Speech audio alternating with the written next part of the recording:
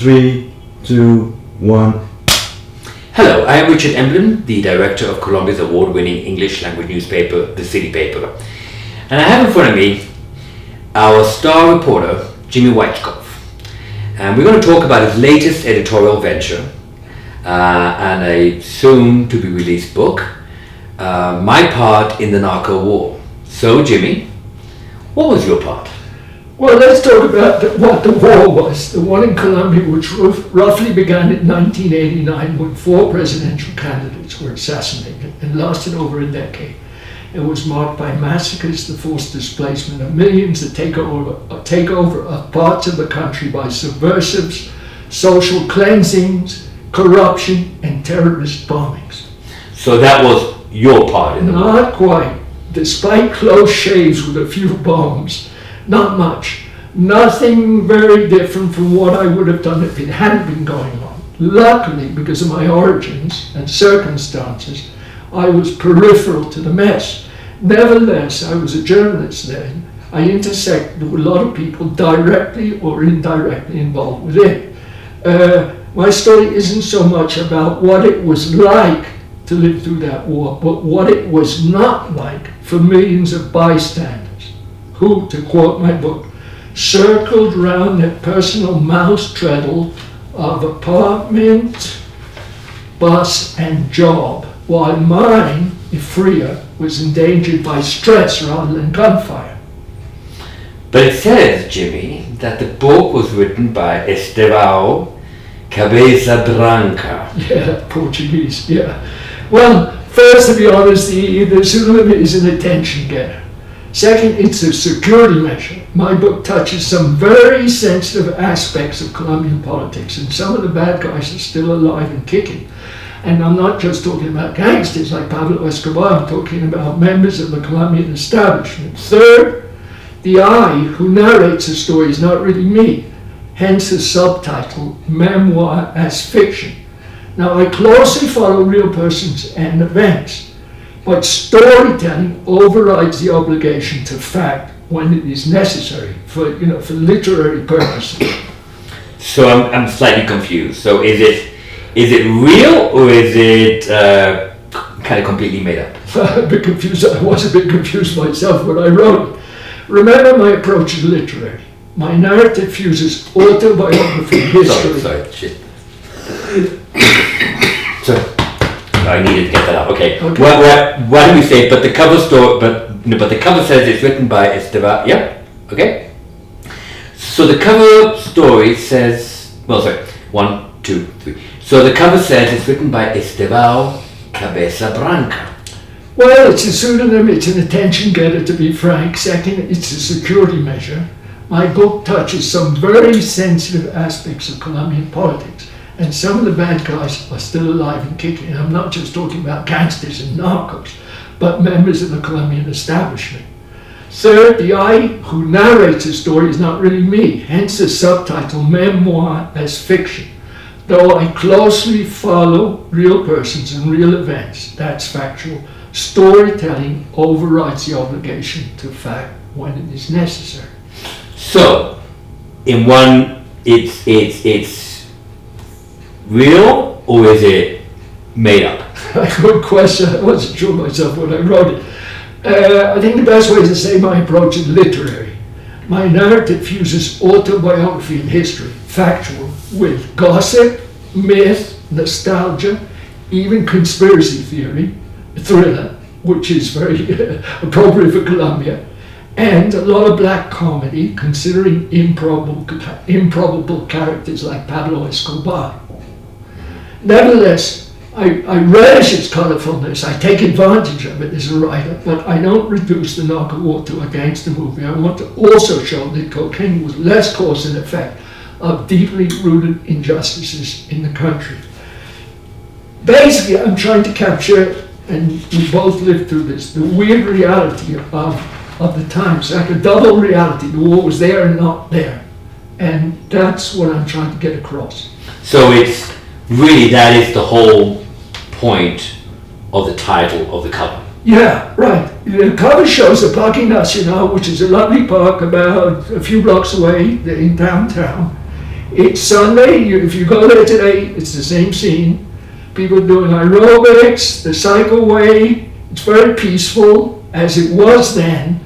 But if you squint and look at the back, you see how that merges into the countryside. The park itself merges into the mountains and the woods. And then above that, you see combat and fire and people getting killed and helicopters. So that's the idea that captures the double reality that we lived in. So it's not really, or could it be construed as the view from a privileged foreigner living in Colombia? Thank God, to a certain extent. But you might say it's the confessions of an innocent abroad.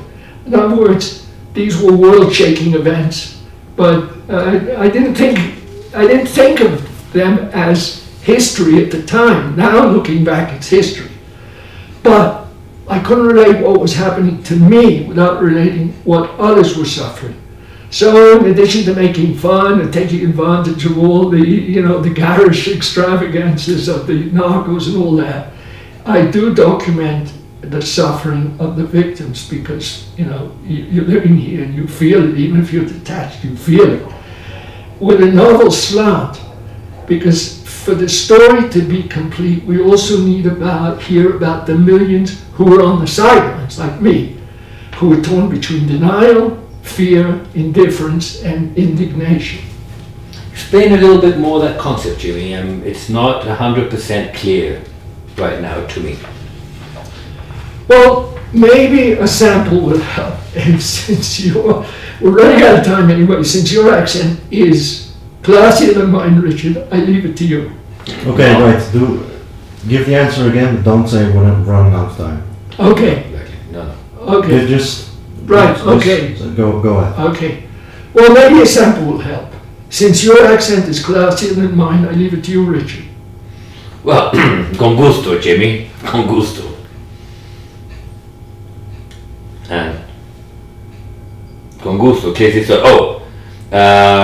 Sorry, stop. This you can read. This you can show reading it. Yeah. Right. Okay, I understand. Okay, why don't we do something?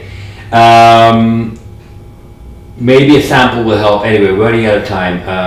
Where do we start from? Maybe a sample will help. Okay. Okay? Yeah, just do that. Well, maybe a sample would help. Since your accent is classier than mine, I leave it to you, Richard. Con gusto, Jimmy. Now, arriving at the dojo of the Zen master Andre, I neatly place my shoes along the others and enter a silent world of straw mat, blank wall, and aching knees. So there I sat on a pre-Christmas day when the gong got us up for the march that loosened the legs, glimpsing the park behind the tower, shading into a panorama of downtown.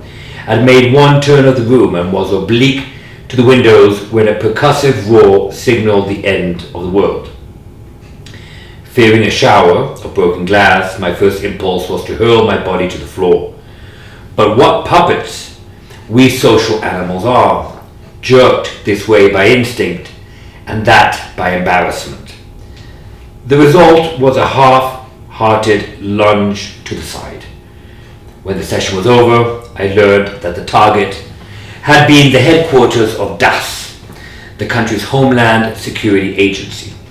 What sounded and felt like an H-bomb next door had actually been 50 blocks away, at least. A few days later, the security forces gunned down the perpetrator, the narco Gacha. It produced glee and relief in the public. But in death, as in life, Gacha was overshadowed by Escobar, and few took it as a breakthrough in the fight against narco-terrorism.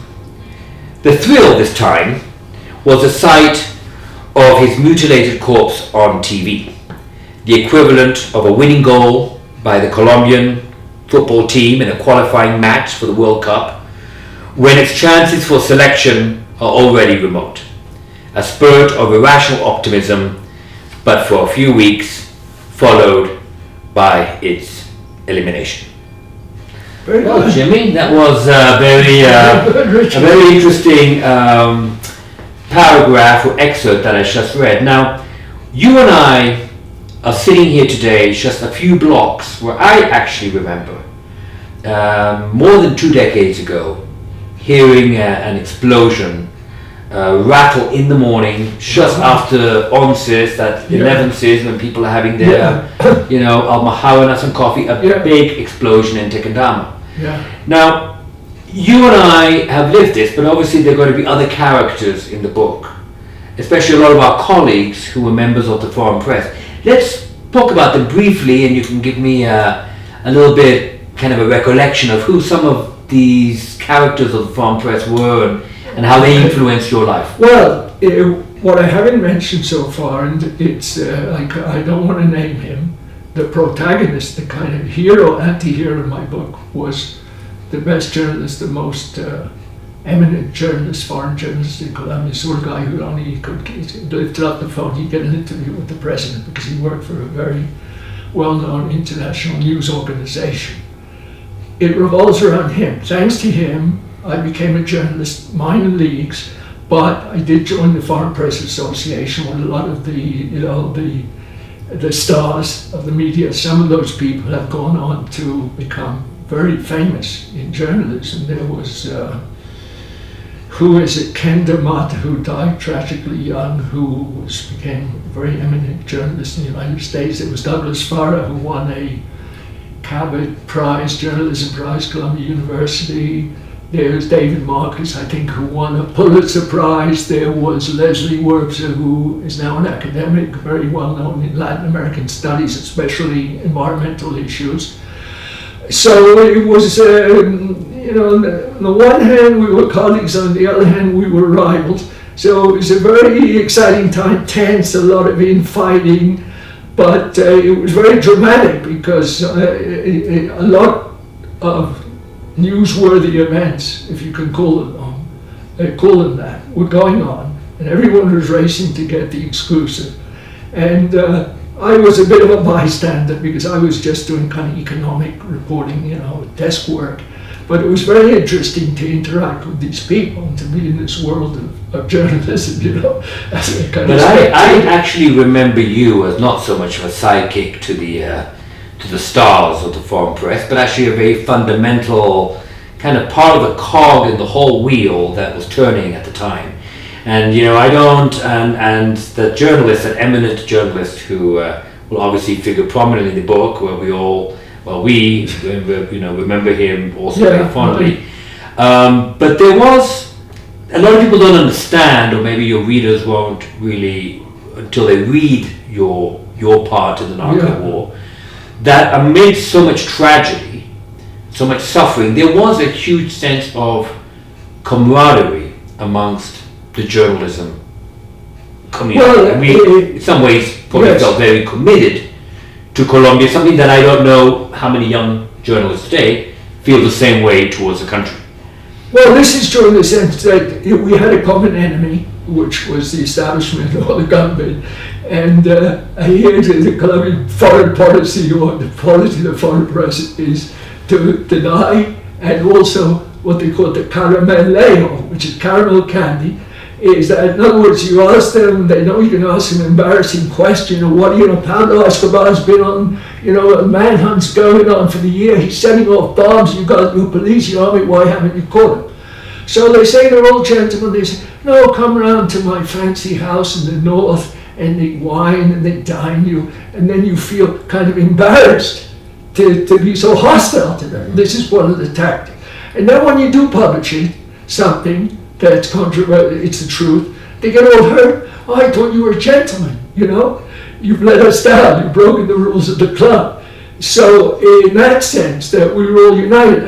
I can think, I just wrote about the two specific incidents. Once was Gaviria tried to ban communiques from the FARC, the guerrilla, which is ridiculous, because even though it's their version, it does give you an idea of what they're thinking, what they're planning, and the government is the first one to study these communiques, to kind of work out what they really had. So we all protested, and they had to reverse the ban.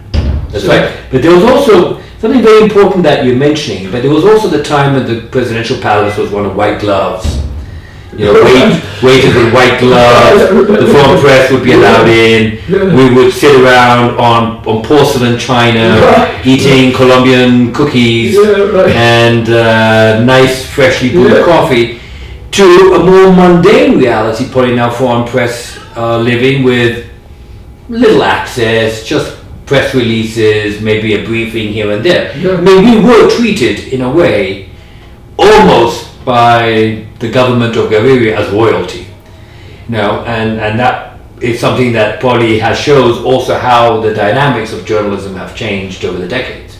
Well, in one way, the government or the establishment was very astute, because you do feel that people treat you well, you do feel a bit mean if you have to denounce them or say they're inept or their lives. That's true. And also, I mean, Colombia is a peculiar country because, I mean, it's very, you know, it's like one big family, and members of the family fight, but they also relate to one another, because in the midst of all this, the government was talking to the FARC was talking to the paramilitaries, you know, there were all sorts of backdoor arrangements. A real interview when I interviewed Carlos Castaño, when the head of the paramilitary AUC on the northern coast of Colombia, and I said to him, he pulled out his laptop, and I said to Comandante Castaño, I said, do you ever share emails with the FARC? I mean, you must have a way of getting an email from them.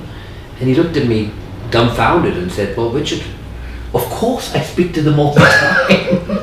And he said, the only people that we don't really talk to is the government. So there was a whole dialogue taking place. Right. Kind of a subversive dialogue between the extreme left, the Marxist left, the paramilitary death squads on the right, and they were discussing over Yahoo Mail, you know, how much percentage they were going to get cut from each side with banana shipments or pineapple trucks rumbling their way up the Medio Magdalena. No, well, I mean, this is one of the facets of the war that I deal with at great length. It's a long book. It's 2 volumes. Each one is about 400, 500 pages, because there's a lot to get into. It's magic realism. I mean, the most improbable things happened on the political front, on the war front. You know, all these shifting alliances.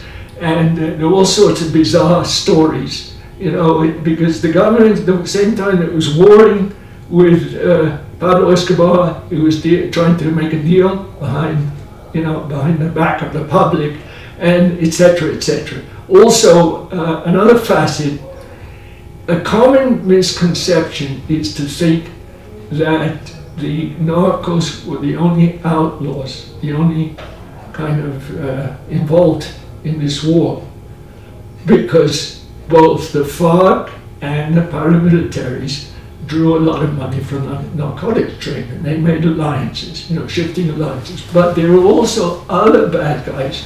One were the Emerald guys. Now, the Emerald guys have a monopoly of the best emerald mines in the world, and they've always been like an independent republic. And in fact, what the FARC, the paramilitaries did, was to take over certain territories, establish their own law, armed law. And they ran, you know, the police, they ran the mayor, they ran everything. That was modeled on the emerald barons. So I tie that in. I don't know how relevant it is. I'm a translator, I just translated a long book, academic book. And the argument of the book is that this violence has been fueled by all sorts of natural resources. Oil, in other words, the armed groups blow up pipelines to extort the oil companies. Coal, the same thing. You know, the paramilitaries were the police force. Everything. Yeah, the paramilitaries were the police force for the big multinational copper company to keep the guerrilla out. And the banana plantations. Banana, the same thing, in the most violent part of the country, really. You know, this feud between the left and the right, which it had been going on for 30 years by the time the Narco-War, which I date to 1989. It had already been going on for 30 years, and then it got worse. So I try to deal with all these details. It's a very strange reality, because Colombia, at one time, they're at each other's throat. On the one hand, at each other's throats, and the other time they're kind of all pals, you know, because we're all Colombians. But what made you, why the moment now to release your book? What was the trigger? What was the spark? What was the incentive right now? Well, that's to do it that's now? that's a good question. You know, I publish short stories in your paper, for which I'm very grateful. They're not journalistic; they're literary short stories. And you have a huge readership. So, you know, I was going back over my life and thinking, well, what kind of funny or interesting or curious events or have happened to me or people I've known. So, one of the first topics is my very close friend, our very close friend, this star journalist who's the protagonist of my book, and had a very colorful life. And I started writing a little story about him, and then it just grew and it grew and grew, and then it was first about our relationship, because he was like my mentor. I'd never done journalism. He kind of got me into the Foreign Press Association. He gave me contacts. He kind of schooled me. And then it just grew and grew, and then I thought, well, I can't really tell his story without telling the story of what he was reporting on and the people he was dealing with. And then I started doing research, you know, mostly on internet, lazy way. And then I started discovering all these enigmas. There's still a lot of enigmas. I mean, for example, what set off the Narco-War really was the assassination of Galan. Now, Galan was a clean candidate who the first one to say, I'm going to clean up the narco trade. We're going to end this now. Because before that, they've all been kind of pals, the president's kind of pals under the table. I'm going to clean it up. He was a very he was like the Kennedy of Colombia, right? Very popular. And a few months before his almost certain election, he was killed. Now, there were so many factors, so many elements involved in this assassination that it's very hard to find out who was behind it. Everyone assumes it was Pablo Escobar, but that is not the whole story. This is a topic I think that people will be talking about for hundreds of years. So the defining moment in the history of Colombia, that's for sure. Yeah. And I think even with the issue of immunity and the investigations, one will never get to the real bottom of who, you know, of an investigation that has its tentacles, has cast its tentacles all over the country. Yeah. But there was also a very important issue that the story of the Narco-War in Colombia is always generally told from a U.S. perspective. You know, the drug agents with the DEA. Yeah, all this ridiculous films. Very successful Netflix Hollywood film. Narcos series. But I have not known of the first book really told in English or written in English from the perspective of the journalist, from the ground, let's say.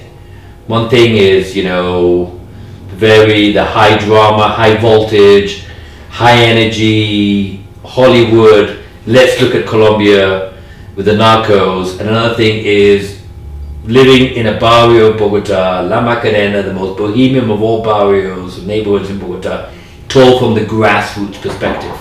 So I'm sure it's going to be, for our readers, a really fascinating read. Yeah, well, as I said in the, previously, I want to combine my personal anecdotal experiences with a more objective view. So it was difficult to do because, as I said, my approach is literary. So I also wanted to be a rounded story. So knitting this, the objective part, so far as we know it, with the subjective part, and it's the lives of a few characters. Richard is in the book. Oh dear, that's interesting. But I wonder what name you've given me. He's not named. So the challenge was to tackle all these elements, but make the story flow to the climax.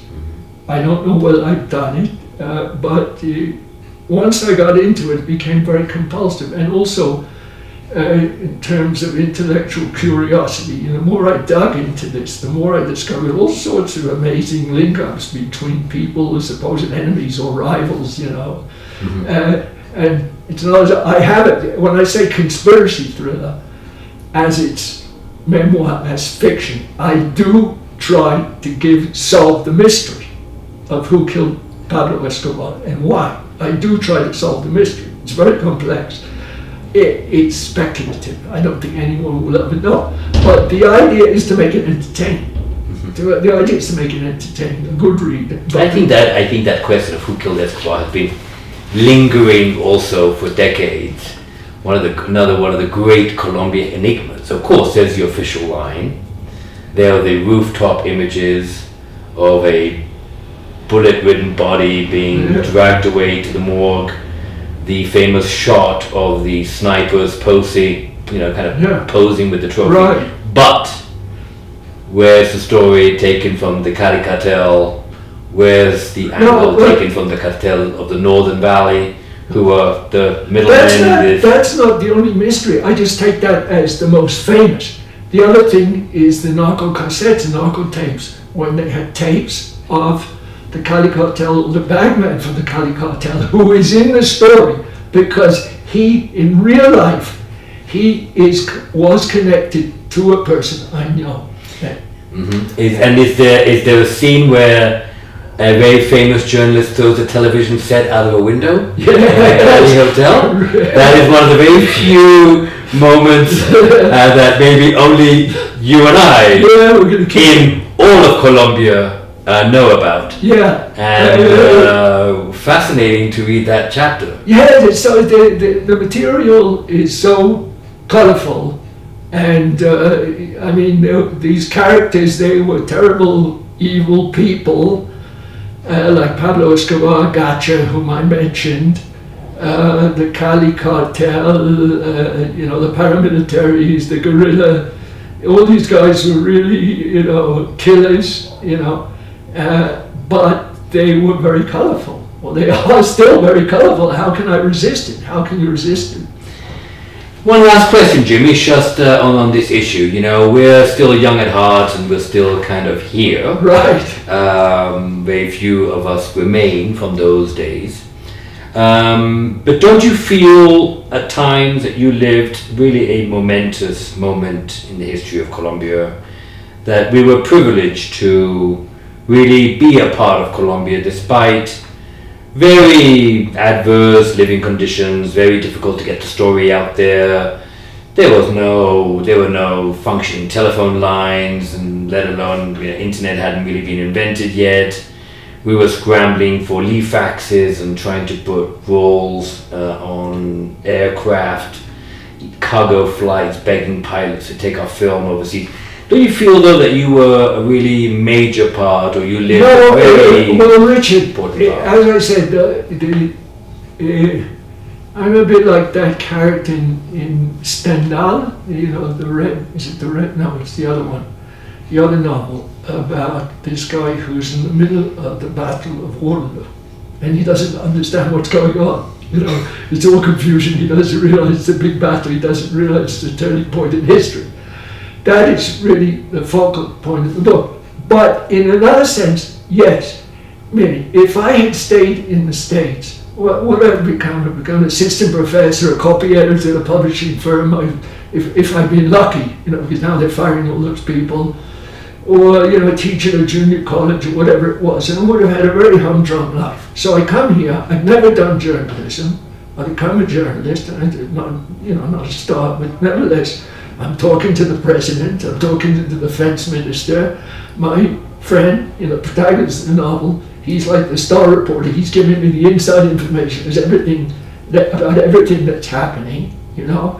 Once in a while, I did publish some stories on the Narco-War, and they had a bit of impact internationally. So it's like, look, no hands. This is me, And so, in that sense, it was very exciting because we both love Colombia with all its faults. And the great thing about Colombia is you're not put into a pigeonhole. In other words, I never studied to be a translator. Now I'm one of the most qualified, one of the most important translators. I can't say that myself, but thank you. I think so. I never studied to be a journalist, but I was a journalist. And it's very lucky because things, of course, it's getting like the rest of the world's getting kind of more bureaucratic and more rules and regulation. But in general, it's a great privilege to live in a country where you can express yourself and do what you like doing without having studied for a PhD beforehand, without having taken a license, you know. It's and also, the nice thing about Colombia, it's, you know all sorts of people, because what happens in the developed world, this is true of England, you know, Canada, I know England a bit, I know the United States. What happens? Lawyers only talk to lawyers, they're only friends of lawyers. Doctors only talk to doctors. Academics only talk to academics, you know what I mean? Singles only go out with singles, right? And here, I mean, I'm friends, well, acquaintances with the street people here, you know. I have a lot of indigenous friends because that's one of my interests. I have friends like Richard in the journalistic world. Through my clients, I sometimes not friends, but you know, the business world, the corporate world, and it gives you a very rich view of the world, not to be stuck into a little corner where you only know your own life and you know, life of people like yourself. So whatever happens, I think what distinguishes Richard, myself, my friend, who's the star of the book, we would here for better or for worse. We've always been here for better and worse. Because what characterized these journalists, that I'm talking about, these famous Douglas Farrar and Stephen Marcus, they're brave guys, much braver than I were. They went to the front lines. But this was only a step up the ladder for them. This was the hot spot. They came here. This is where they could make their reputation. But after 4 or 5 years, when they did Colombia, they were out. I never had that attitude. The hero of my book never had that attitude. Richard never had that. We're committed to Colombian. You know, Colombia. We're married to Colombians, all three of us, right? And I think, without boasting, that does give me a kind of special view of the country, because I don't consider myself an expat. I consider myself an immigrant, and as much as I can, because I am a foreigner, obviously, a gringo, but I try to see things from the Colombian point of view. Absolutely, Jimmy. I think you've done a remarkable job over the years. Thanks, Richard. And congratulations. I'm really looking forward to getting my first copy of my part in the Narco-War, to find out also what part I am playing in that Narco-War. In Jimmy's, but I'm sure it's going to be exceptionally beautifully written, a real page turner, and and once again, Jimmy, thank you very much. Okay, thank you, Richard. Take care. Thank you. Okay. Perfect. Okay, so look, I'm going to make